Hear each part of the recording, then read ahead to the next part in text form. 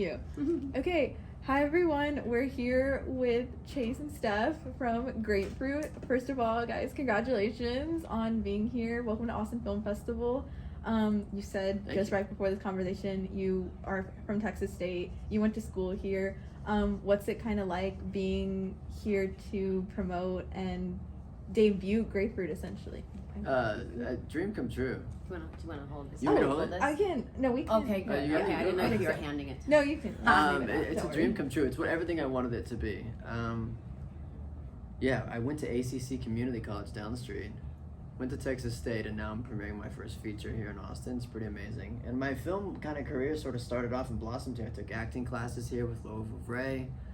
After Texas State, I worked with Terrence Malick on an internship, which was unreal, and then everything just kind of kept unfolding from there, and I fell in love with the whole process. So being able to premiere this labor of love and my baby is kind of really awesome to be here doing it. How does it feel for you to be here in Austin? I love this city. Yeah. It's a good city. Yeah. How does it feel to promote the film? Or, what do you mean? I guess, yeah, you have no ties to Austin like I do, so it's more heartfelt for me. I mean, I learned a lot playing the character of Billy, Mm-hmm. and I related it a lot to an experience I had a couple, probably a year before I met Chase. And so it can be tiring at some points of just like being, dealing with a character with substance abuse. I think it can be emotionally draining, but it was such a beautiful experience, and something that when it's done, we just want it back. And then, filmmaking, I started off in this business as a production designer years ago, and so I've seen, the nitty gritty of building up a film, and then, going now in front of the camera. It's been years, but, so it's just, I love all the aspects of it, and I know how many people are involved, and I kind of am proud of that. A lot of people, you meet talent, sometimes they don't really realize. Now, there's 300 people working on this movie. There's a lot of people involved. However, this movie, there was only 14. There was only 14. Whoa. Yeah. Very small, very small crew. It's true. Everyone has to, when you make an indie movie this size, everybody has to do a lot of things. We would production design a space literally right before we would go in and shoot. Or we'd do that. Not ideal, but we did. The woman's house, it was like, okay, calls at 8, we'll get there at 6:30 and we'll set everything up ourselves. Yeah. So it's a labor of love, and you just have to surround yourself with people who are, excited to do that, because if they're not, then it becomes begrudged, and it's really cool when you have people that are excited about indie film. It requires good energy. You gotta have good energy. If in a minute you could crumble quickly, because it's already hard. Yeah. But back to your question, I'm excited to premiere here in Austin. We went on a tangent, no, you're but good. Don't man. worry. Something that I kind of want to talk about with Grapefruit is it's a film that really centers around relationships, like maternal relationships, even like friendships, and I feel like sometimes in media today we don't really see like healthy male and female friendships where they're just trying to like better each other and want better for one another. What was that process like in the beginning when you guys were sort of making Grapefruit? Like, did anything change?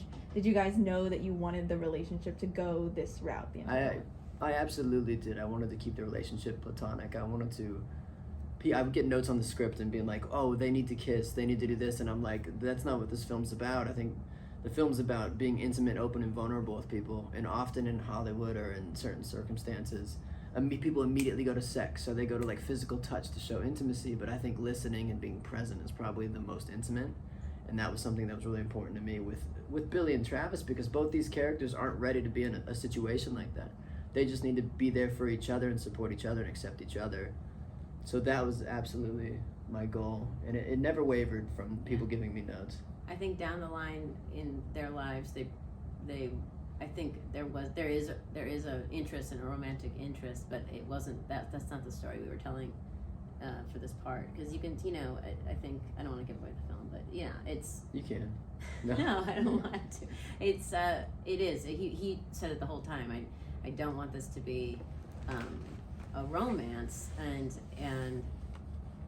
we stuck to that the whole time. Yeah. And I think really, not to be And preachy about good chemistry. relationships. There is chemistry, absolutely. But I think in a good relationship, you gotta be good friends.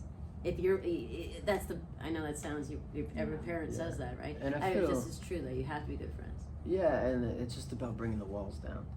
You know, that's really the most important thing to me, because so many people have so many walls up, their past traumas, their past things they've been through, relationships and whatnot. And what's it like when you slowly bring those walls down?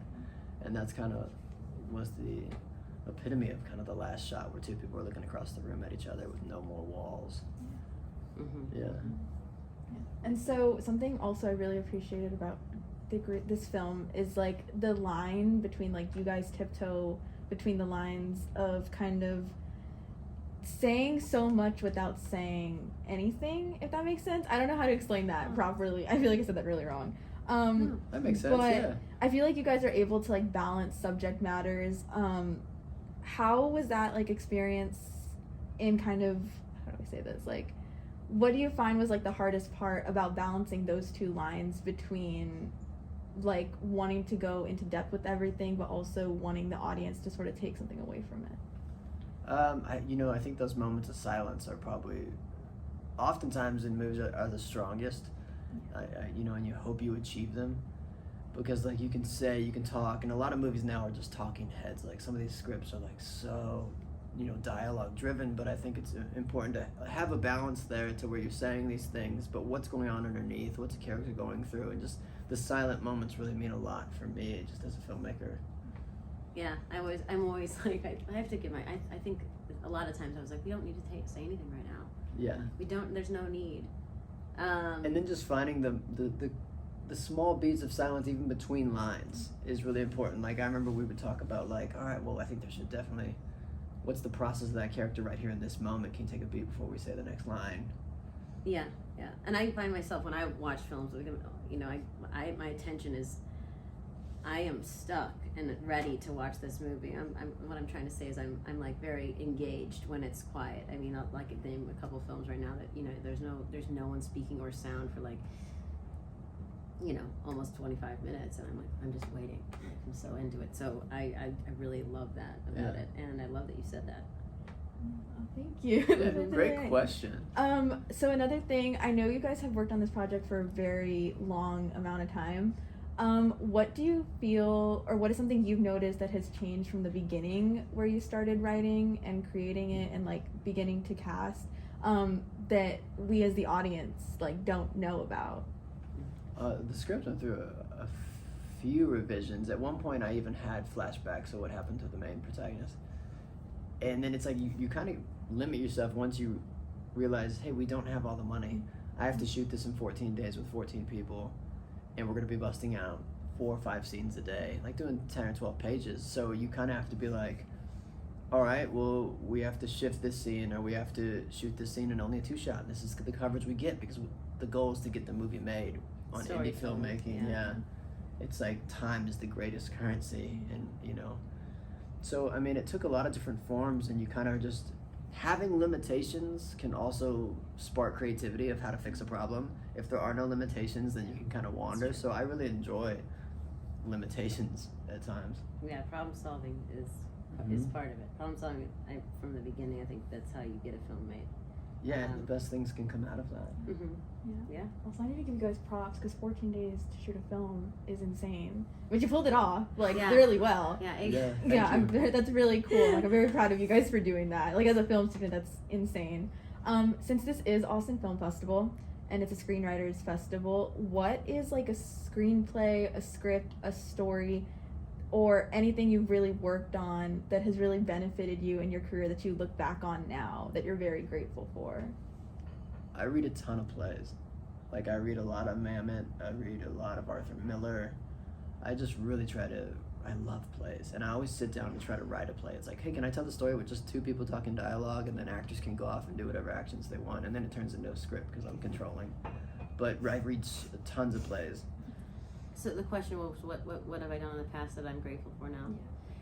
I was going to say, actually, coming into this industry as an artist and working on sets, I always would be thinking, what does this painting mean? What does this lamp mean? What is where did they get this from? Everything's personal. when you're creating a set. A lot of the times, if you love your job, you really try to think about the placement of things. And so, working as an actor, I think it helps make everything personal.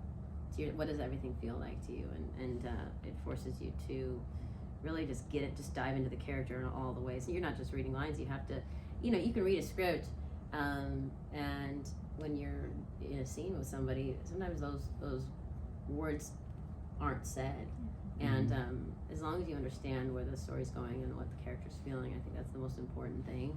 Yeah, and on that note, when I write, everything I write is personal. But it's not coming from a me standpoint. It's putting what I know into a character, and then tweaking that and making it more fun and more interesting. So that's Chase is really good at fun dialogue. Yeah, no, I love the fun dialogue. I love the comedic elements too. But thank you guys so much. Thank Congratulations you. on being here. I'm excited for everybody to watch it. And I'm also excited that you guys are also representing Texas State as well. Yeah. But thank you so much. Thank you guys so much for your time, and congratulations again. Thank you. This so is much. cool. Thank Thanks. you. So Yeah. great to meet you. It was so good to meet you guys. Thanks for making it so casual. Yeah. I get nervous.